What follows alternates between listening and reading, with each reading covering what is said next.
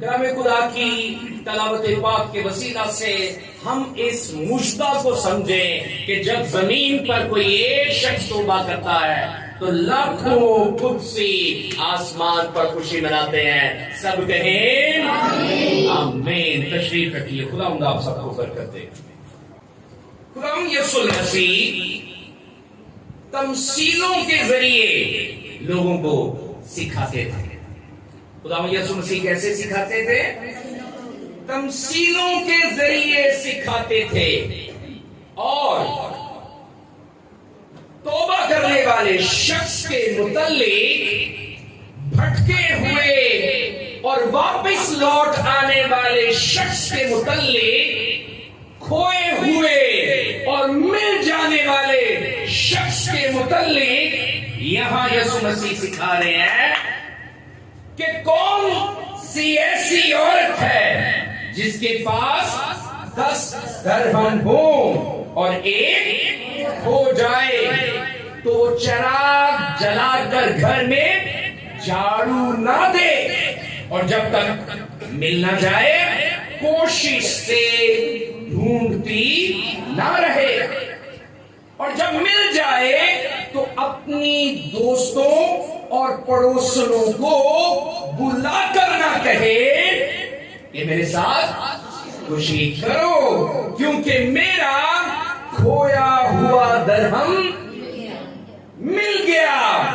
میں تم سے یسوع مسیح فرماتے ہیں میں تم سے کہتا ہوں کہ اسی طرح ایک توبہ کرنے والے گنہگار کے باعث خدا کے فرشتوں کے سامنے خوشی ہوتی ہے.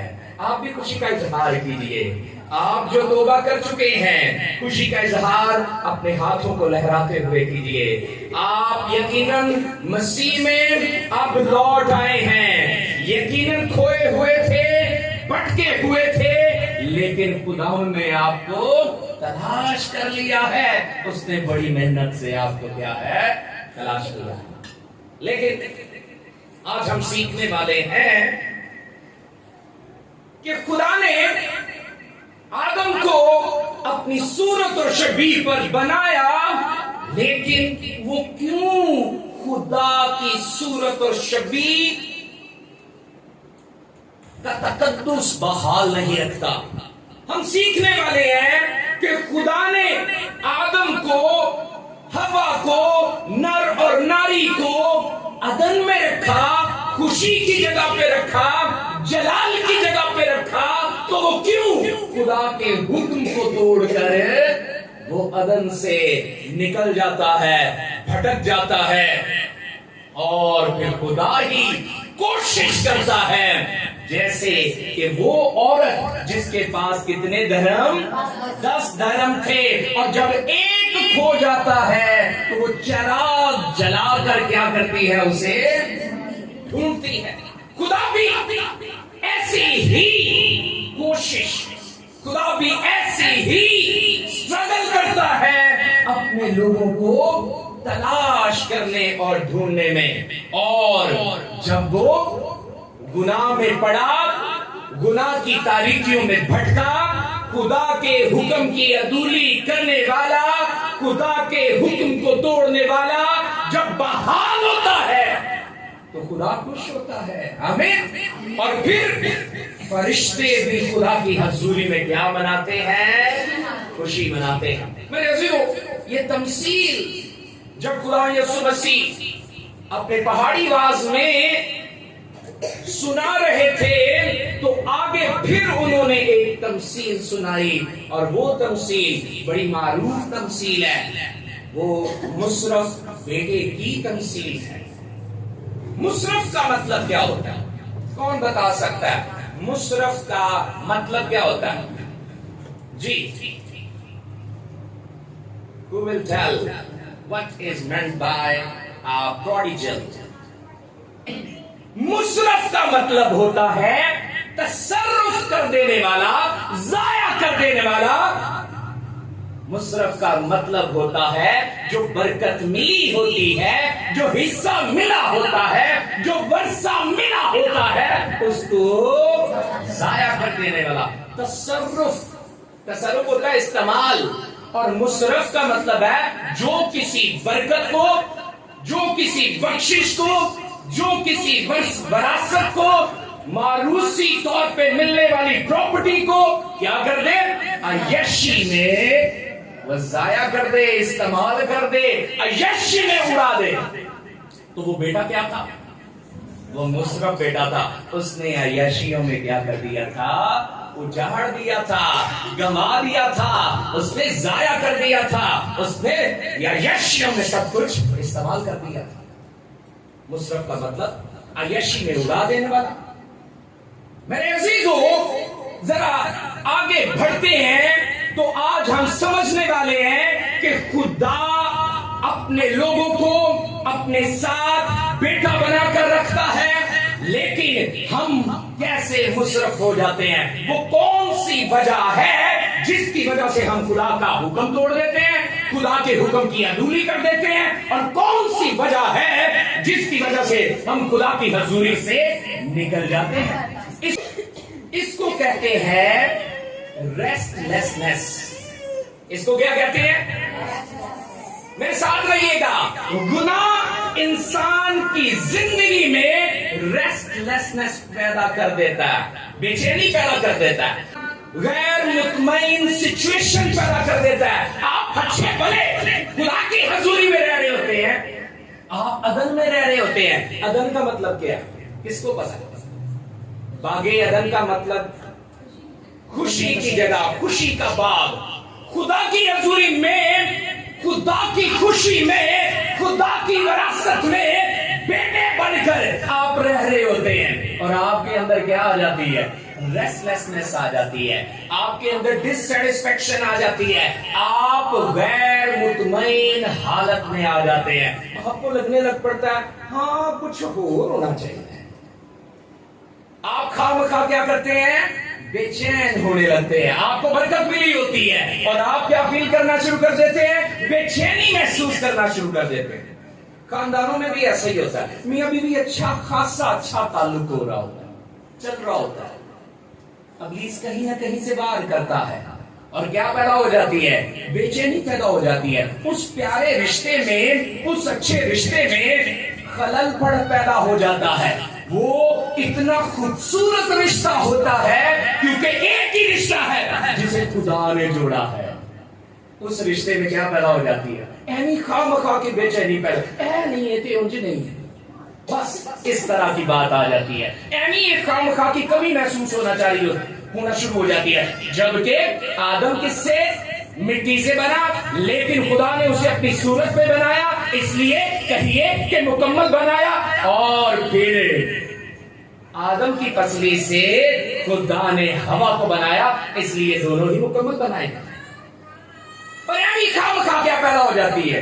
कोई ना कोई बेचैनी पैदा हो जाती है। मैं चर्च की अगर बात करूं तो आदम इतनी मेहनत कर रहा होता है, बरकत की बातें सुना रहा होता है, सिखा रहा होता है, हर तरह से वो कोशिश कर रहा होता है इनमें कलाम बांटे, इनमें बरकत बांटे, लेकिन यानी कि दिन के इब्लीस वार करता है और खलल पैदा हो जाता है।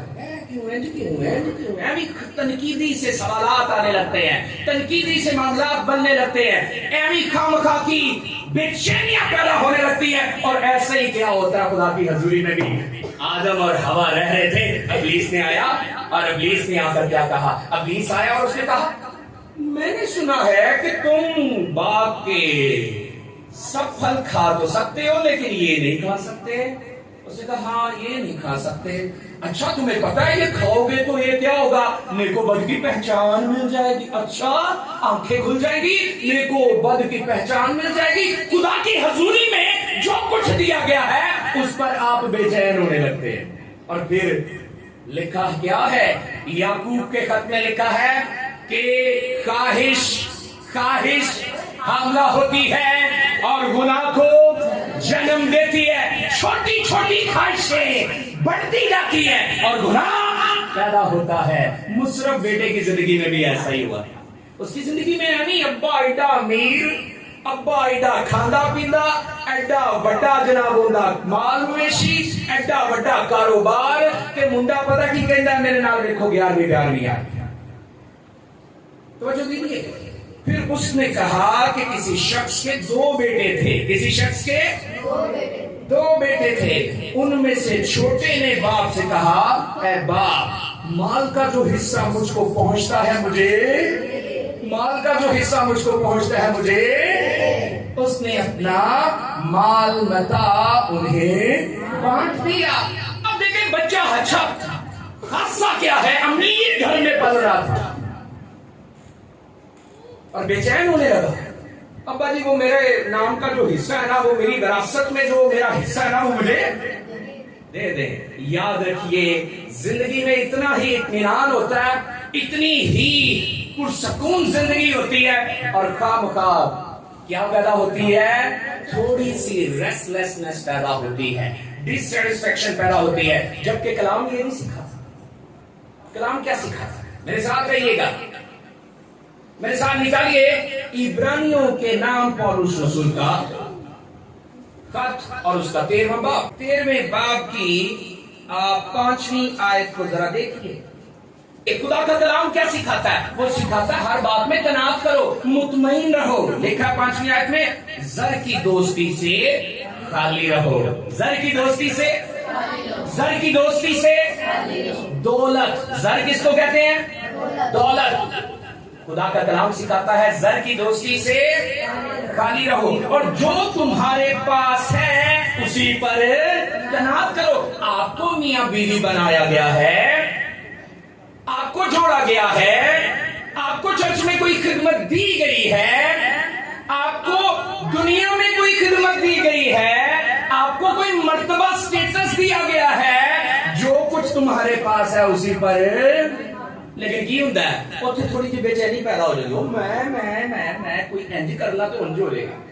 وہ خلل ہمیں پھر خدا کی حضوری سے نکال دیتا ہے۔ وہ خلل آدم اور ہوا میں بھی یہی ہوا۔ اچھا نیک و بد کی پہچان کا درخت، اچھا آنکھیں کھل جائیں گی، ہم خدا کی مانند بن جائیں گے، تو یہ گناہ کیا کر گیا؟ انہیں خدا کی حضوری سے باہر نکال گیا۔ آپ یاد رکھیے، میں اور میری بیوی کا رشتہ اچھا چل رہا ہے، لیکن میں خواہ کیا ہونے لگوں؟ میں غیر مطمئن ہونے لگوں۔ کسی چھوٹی سی بات پہ، معمولی سی بات پہ، بے جا بات پہ میں کیا ہونے لگوں؟ میں اچھا بلا خدمت کر رہا ہوں، میں کسی معمولی سی بات پہ، میں کسی معمولی سے موقع پر کیا ہونے لگوں؟ غیر مطمئن ہونے لگوں۔ چاہے وہ زر کی بات ہو یا ویسے کوئی ایسی بات ہو، تو وہ بے چینی مجھے کہاں سے نکال دے گی؟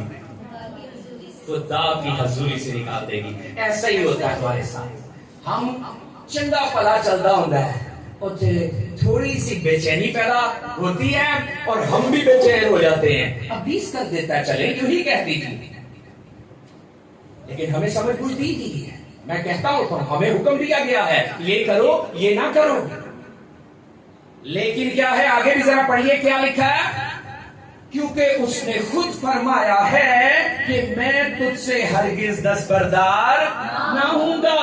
دیکھیں آپ قناعت کریں گے، آپ مطمئن رہیں گے، جتنا آپ کو دیا ہے اس میں خوش رہیں گے، تو وہ کہتا ہے کہ میں تجھ سے ہرگز دستبردار نہ ہوں گا اور کبھی نہ چھوڑوں گا۔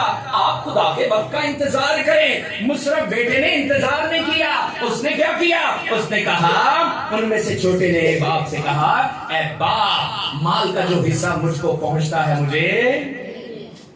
وہ اچھا بلا چل رہا تھا، باپ نے آخری کار وصیت کر ہی دینی تھی، باپ نے وہ مال، وہ سارا کا ساری دولت وہ بانٹ ہی دینی تھی، لیکن بیٹا کیا ہو گیا؟ تھوڑا سا کام کا کیا ہو گیا؟ بے چین اور غیر مطمئن۔ اس نے خدا کے کلام کو نہیں سمجھا کہ قناعت کرو، جو کچھ تمہارے پاس ہے اسی پر کیا کرو۔ جس رشتے میں آپ ہیں، جس رشتے میں آپ ہیں، جس خدمت میں آپ ہیں، اس میں کیا کرو؟ قناعت کرو۔ اگر آپ کو بھیڑ بنایا گیا ہے تو بھیڑ رہو، اور اگر آپ چوپان ہو تو چوپان رہو۔ خدا کا وقت آئے گا، کیونکہ ہر چیز کا ایک کیا ہے؟ اور وہ وقت پر سرفراز خود کر دے گا۔ لکھا ہے کہ جان دینے تک تیار ہے، اور ہم کیا کرتے ہیں؟ بہت جلدی کمزور پڑ جاتے ہیں، خدا کے حکم کو، اس برکت کو رد کر کے اپنا حصہ مانگنے لگتے ہیں۔ پہلی چیز جو خدا کی حضوری سے نکالتی ہے، مصرف بیٹے کو بھی اسی نے نکالا، وہ بے چینی ہے، خامخواہ کی بے چینی، اس کو ریسٹلیسنس کہتے ہیں۔ کیا کہتے ہیں؟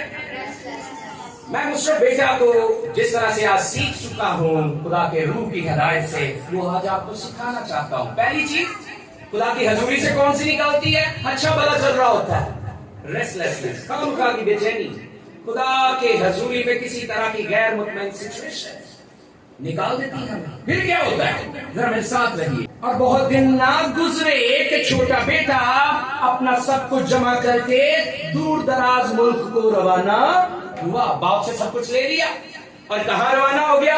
باپ کے پاس بھی نہیں رہا، کیونکہ باپ کی حضوری سے تو نکلنے کا سوچ لیا تھا۔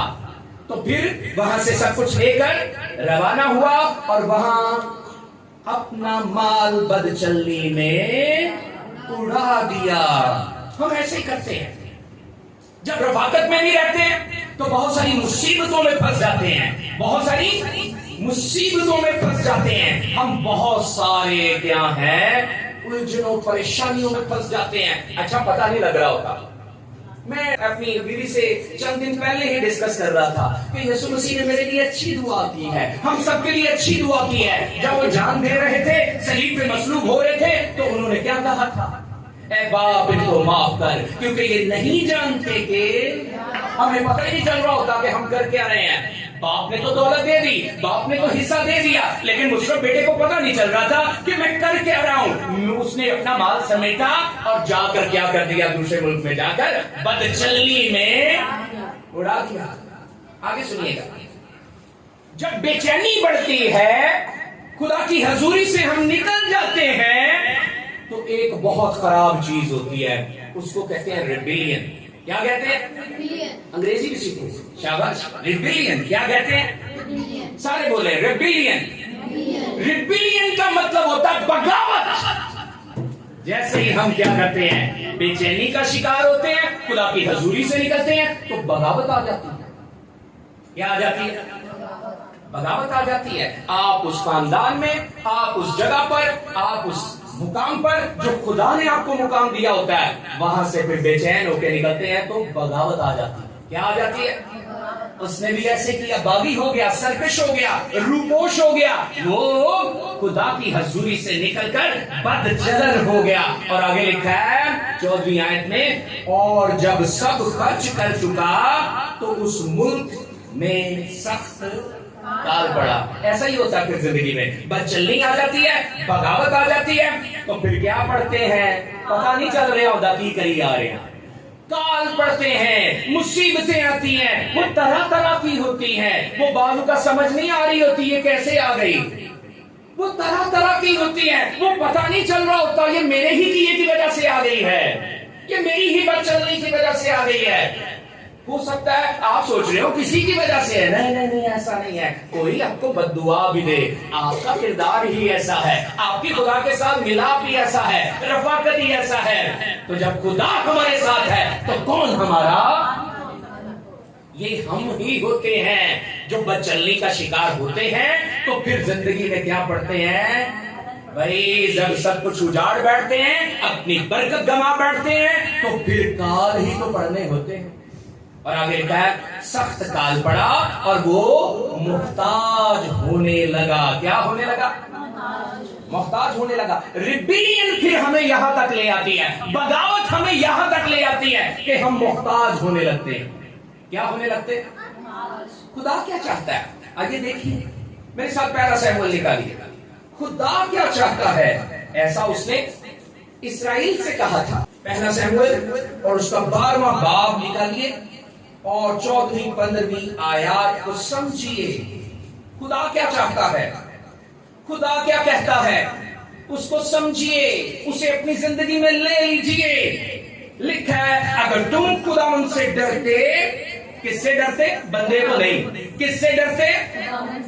خداوند سے ڈرتے اور اس کی پرستش کرتے اور اس کی بات مانتے رہو، ہیں توجہ دیجیے، اور اس کی بات مانتے رہو اور خداوند کے حکم سے سرکشی، خداوند کے حکم سے سرکشی، اور تم اور وہ بادشاہ بھی جو تم پر سلطنت کرتا ہے خداوند اپنے خدا کے پیرو رہو تو خیر، تو پھر تو تمہاری زندگی میں خیر ہے، یعنی بھلائی ہے۔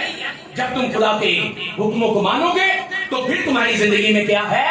خیر۔ لیکن آگے کیا ہے؟ پر اگر تم خدا کی بات نہ مانو بلکہ خدا کے حکم سے سرکشی کرو تو خدا ان کا ہاتھ تمہارے خلاف ہوگا، خدا ان کا ہاتھ تمہارے خلاف ہوگا، جیسے وہ تمہارے باپ دادا کے خلاف ہوتا تھا۔ خدا ایسے ہی کرتا تھا، جب وہ سرکش ہوتے تھے، جب وہ بغاوت کرتے تھے تو خدا ان پر کیا بھیجتا تھا؟ گنتی کی کتاب میں لکھا ہے کہ جلانے والے سانپ بھی آتے تھے، آسمانوں سے آگ بھی نازل ہوئی تھی، اور حتیٰ کہ زمین بھی پھٹ گئی تھی، ایک ہی دن میں بہت سارے اسرائیلی اس میں دفن ہو گئے تھے۔ کس نے یہ پڑھا ہوا گنتی کی کتاب میں؟ یہ میں نے مختصر بتایا ہے، وہاں بہت کچھ ہوا ہے، جب لوگ کیا کرتے رہے؟ خدا کے حکم سے سرکشی کرتے رہے۔ آپ کو سمجھ آ رہی ہے؟ اس نے سرکشی کی، کس نے؟ مصرف بیٹے نے۔ وہ ریبیلیس ہوا، وہ ریبیلین کرنے لگا، وہ ریبل بن گیا، تو خدا نے کیا کیا؟ اسے محتاج کر دیا۔ خدا نے کیا کر دیا؟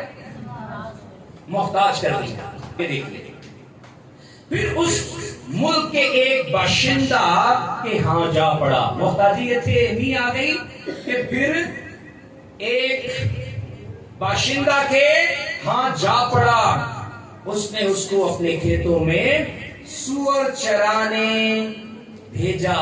اب توجہ دیجیے، ہماری زندگی میں پھر کیا آ جاتی ہے؟ جو محتاجی، تو ہمیں اتنے حقیر کام کرنے پڑ جاتے ہیں، ہمیں اتنے چھوٹے کام کرنے پڑ جاتے ہیں۔ خدا نے ہمیں برکت دی ہوتی ہے، اپنا وارث بنایا ہوتا ہے، ہم حصہ لے کر ہم برکت کو سرکشی کی وجہ سے، بے اطمینانی کی وجہ سے گنوا کر کیا چرانے لگتے ہیں؟ سور چرانے لگتے ہیں۔ کیا چرانے لگتے ہیں؟ اور اسے آرزو تھی کہ جو پھلیاں سور کھاتے تھے انہی سے اپنا پیٹ بھرے۔ آپ ذرا غور کریں، آدم ہوا جب باغ عدن میں تھے، خوشی کی جگہ پہ تھے، جلال کی جگہ پہ تھے، تو کوئی محنت مزدوری نہیں کرنا پڑتی تھی، اور وہاں طرح طرح کی اجناس کھاتے تھے، ان سے سیر اور آسودہ ہوتے تھے۔ لیکن جب انہوں نے بغاوت کی، بے اطمینانی کی، خدا کی حضوری سے نکل گئے، تو خدا نے پھر کیا کہا؟ زمین تیرے سبب سے کیا ہوئی، اور تو آئندہ سے کیا کرے گا؟ اپنے خون پسینے کی کھائے گا، اور زمین تیرے لیے کیا کرے گی؟ اونٹ کٹارے اگائے گی۔ پہلے تے تیرو چنگے چنگے پھل ملتے سن، لیکن ہون محنت نہیں پھل ملنے۔ میرے عزیزو، سور چرانے لگا، اس کا مطلب ہے باپ کے گھر میں نہیں لکھا کہ کوئی محنت مزدوری کرتا تھا، بس حصہ تھا، برکت تھی۔ بے چینی نے، کھلبلی نے، بے اطمینانی نے اسے بغاوت اور سرکشی پر راغب کیا، اور پھر اب اتنی بری حالت ہو گئی۔ اب کیا ہوا؟ آگے چلتے، آگے کیا ہوا تو جو فرمائیے، اور اسے آرزو تھی کہ جو پھلیاں سور کھاتے تھے انہی سے اپنا پیٹ بھرے، مگر کوئی اسے نہ دیتا تھا۔ سور جو کھاتے ہیں وہ بھی یہاں نہیں ملتا۔ جب خدا کی حضوری سے نکل جاتے ہیں تو ایسا ہی حال ہوتا ہے۔ اور آگے دیکھیے، پھر اس نے ہوش میں آ کر کہا، توجہ دیجیے، پھر ہوش آ جاتا ہے جب ہم طرح طرح کی مشکلوں میں، مصیبتوں میں، طرح طرح کی آزمائشوں میں، طرح طرح کی الجھنوں میں پڑتے ہیں، تو پھر ہوش آ جاتا ہے۔ کیا آ جاتا ہے؟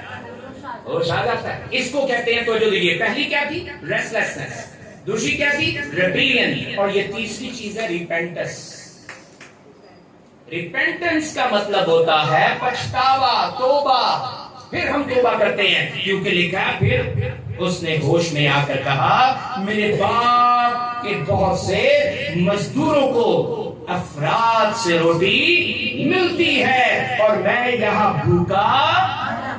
احساس ہوا کہ میرے باپ کے گھر میں، میرے خداوند کے گھر میں تو بہت کچھ ہے، میں یہاں کیا دھکے کھا رہا ہوں، میں یہاں کیوں آوارہ پھر رہا ہوں، میں یہاں کیوں بے بسی کا شکار ہوں، میں یہاں کیوں محتاجی کا شکار ہوں۔ اسے ہوش آیا کہ میرے باپ کے گھر میں بہت سے مزدوروں کو افراد سے، کثرت سے، ڈھیر سی، پیٹ بھر کر کیا ملتی ہے؟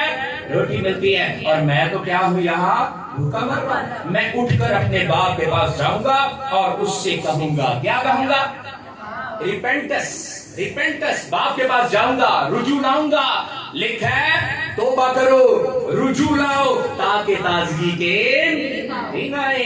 اب وہ احساس آیا کہ میری ریسٹلیس مجھے خدا کی حضوری سے نکال گئی، باپ کی حضوری سے نکال گئی، اور میری بغاوت ریبیلین نے مجھے اجاڑ دیا، مجھے محتاج بنا دیا، اور اب میں رجوع لاؤں گا، میں ریپینٹ کروں گا، میں جو ہوں میں توبہ کروں گا، اور باپ کے پاس جا کر کیا کہوں گا؟ آئیے دیکھتے ہیں۔ میں اٹھ کر اپنے باپ کے پاس جاؤں گا اور اس سے کہوں گا، اے باپ، میں آسمان کا اور تیری نظر میں گنہگار ہوا، میں آسمان کا اور تیری نظر میں گنہگار ہوا۔ توبہ، ریپینٹنس بہت ضروری ہوتی ہے بحالی کے لیے۔ یاد رکھیے توبہ دروازہ ہے بحالی کے لیے۔ توبہ کیا ہے؟ اور یاد رکھیے توبہ کے دروازے کا نام رحم ہے۔ توبہ کے دروازے کا نام رحم ہے۔ خدا توبہ کرنے والوں پر رحم کرتا ہے کہ خدا رحیم ہے، وہ پھر اپنے لوگوں پر رحم کرتا ہے۔ وہ باپ کہلاتا ہے، اور باپ کبھی بھی سنگ دل نہیں ہوتا، وہ بے رحم نہیں ہوتا۔ جب بچے یوں آ کر التجا کریں، یوں مانگیں، تو باپ تو دیتا ہی ہے۔ اس نے کیا کہا کہ میں آسمان کا اور تیری نظر میں گنہگار ہوا، اب اس لائق نہیں رہا کہ پھر تیرا بیٹا کہلاؤں۔ ہمارے دل میں ہوتا ہے پھر ہم لائق نہیں رہے۔ ایسا ہی ہوتا ہے جب توبہ کرتے ہیں گناہ کے بعد ہم بحال ہوتے ہیں تو ایسے ہی سوچتے ہیں ہم تو خدا کی حضوری کے لائق نہیں رہے۔ لیکن توبہ تو دروازہ ہے، اور اس کا نام کیا ہے؟ رحم۔ خدا رحم کرتا ہے۔ خدا کیا کرتا ہے؟ رحم کرتا ہے۔ اور آگے لکھا ہے مجھے اپنے مزدوروں جیسا کر لے۔ پس وہ اٹھ کر اپنے باپ کے پاس چلا، وہ ابھی دور ہی تھا کہ اسے دیکھ کر اس کے باپ کو ترس آیا، اور دوڑ کر اس کو گلے لگا لیا اور چوما۔ باپ ہی رہتا ہے۔ باپ کیا ہے؟ وہ اپنے بیٹے کو گلے لگاتا ہے اور اسے چومتا ہے۔ ذرا میرے ساتھ نکالیے وائس کی کتاب 12ویں باب کی 8ویں آیت۔ ہم توبہ کب کرتے ہیں؟ 12ویں باب کی 8ویں آیت کو اگر سمجھیں تو آپ کو پتا چلے گا کہ ہم توبہ کب کرتے ہیں۔ جب پتا چلتا ہے سب کچھ باطل ہے، دولت کٹھی کر لی، اجاڑ لی، سرکش ہو گئے، بغاوت کر لی، آزمائشوں میں پڑ گئے، برا حال ہو گیا، تو پتا چلتا ہے سب کچھ کیا ہے؟ باطل ہے۔ وائس 12 کی 8 میں لکھا ہے باطل ہی باطل۔ وائس کہتا ہے سب کچھ باطل ہے۔ باطل کا مطلب کیا ہوتا ہے؟ مٹ جانے والا، کچھ بھی پاس رہنے والا، اور اگر ہے تو کیا ہے؟ خدا باپ کی محبت ہی پاس رہتی ہے۔ آمین۔ میرے عزیزو، یعقوب کا خط نکالیے ذرا، نئے عہد نامہ میں یعقوب کا خط نکالے اور 4 باب کی 8ویں آیت کو دیکھیں، وہاں کیا لکھا ہے؟ 4 باب کی 8ویں آیت کو ذرا دیکھیے، لکھا ہے خدا کے نزدیک جاؤ، کیونکہ وہ گیا مصر بیٹا سب کچھ اجاڑ کے کہاں گیا؟ باپ کے پاس گیا، باپ کے پاس گیا، اور لکھا خدا کے نزدیک جاؤ تو وہ تمہارے نزدیک آئے گا، تو وہ تمہارے نزدیک آئے گا۔ اور آگے لکھا ہے گنہگاروں اپنے ہاتھوں کو صاف کرو، اور اے دو دلوں اپنے دلوں کو سمجھیے کہ خدا کیا چاہتا ہے۔ ہم مصرف بیٹے کی طرح بھٹک جائیں تو خدا کی طرف واپس آ جائیں، کیونکہ خدا تو رحیم ہے۔ توبہ تو رحم کا دروازہ ہے، اور خدا جو ہے ہمیں پھر کیا کرتا ہے؟ بحال کرتا ہے۔ وہ گلے لگاتا ہے اور وہ چومتا ہے۔ کیا کرتا ہے؟ اس کو کہتے ہیں، سب سے پہلی بات کیا سکھائی تھی؟ ریسٹلیسنس۔ दूसरी क्या थी? रेबिलियन। और तीसरी क्या है? रिपेंटेंस। और चौथी बात को समझ लीजिए, इसको कहते हैं रिकंसिलेशन। क्या कहते हैं इसको? क्या कहते हैं? रिकंसिलेशन, रेस्टोरेशन, बहाली से कहते हैं। खुदा के साथ दोबारा सुलह कहते हैं इसे। आइए फिर खुदा क्या करता है, बाप क्या करता है? आइए लिखा क्या है? लिखा है, बेटे ने उससे कहा, ऐ बाप, मैं आसमान पर और तेरी नजर में गुनहगार हुआ, अब इस लायक नहीं रहा कि फिर तेरा बेटा कहलाऊं। बाप ने अपने नौकरों से कहा, बाप माफ कर देता है ना, बाप रिस्टोर करता है, रिकंसाइल करता है। बाप ने अपने नौकरों से कहा, अच्छे से अच्छा लिबास जल्द निकाल कर उसे पहनाओ। बाप इतना रहीम है, वो कहता है अच्छे से अच्छा लिबास जल्द निकाल कर इसे पहनाओ। बाप तो हमें अच्छी चीजें देता था और बाप तो हमें अच्छी चीजें देना चाहता है। मेरे साथ यशायाह की किताब 61 बाब निकालें। खुदा रहीम है, वो हम पर रहम करता है।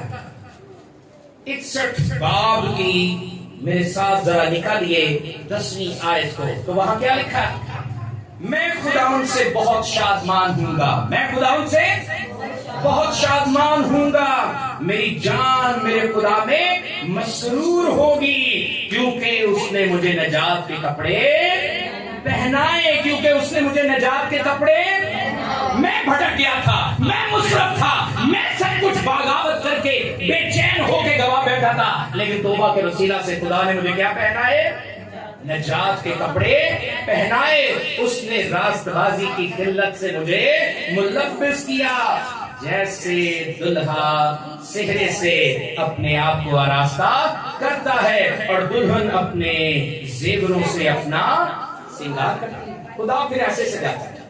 अब जरा देखिए, जैसे दुल्हा सेहरे से अपने आप को आरास्ता करता है और दुल्हन अपने जेवरों से अपना श्रृंगार करती है। अच्छे से अच्छा लिबास निकालो। बाप ने क्या कहा नौकरों से? अच्छे से अच्छा लिबास जल्द निकाल कर उसे पहनाओ। और आगे देखिए जेवर क्या मिलेंगे, और उसके हाथ में अंगूठी और पांव में जूती पहनाओ। अंगूठी क्या है? पैदाइश की किताब किसने पढ़ी हुई है? आप लोगों ने पढ़ी हुई है। उसके 41 बाब की 41 आयत को समझे तो वहां पे यूसुफ को जब फिरौन क्या देता है? इख्तियार देता है, तो वो अपनी अंगुश्तरी का मतलब होता है अंगूठी, वो अपनी अंगूठी निकाल कर उसे पहना देता है। यकीन जानिए, उसे पहनाया गया नया अच्छे से अच्छा लिबास, और साथ ही क्या दे दिया गया? इख्तियार दे दिया गया। आप भी जब तौबा करेंगे, रिकंसाइल होंगे, रिस्टोर होंगे, खुदा में बहाल होंगे, तो खुदा आपको अच्छे से अच्छा लिबास भी देगा और यकीनन आपको इख्तियार भी देगा। क्या देगा? आपको क्या देगा? इख्तियार भी देगा। और फिर पांव में जूती पहना। और जूती क्या?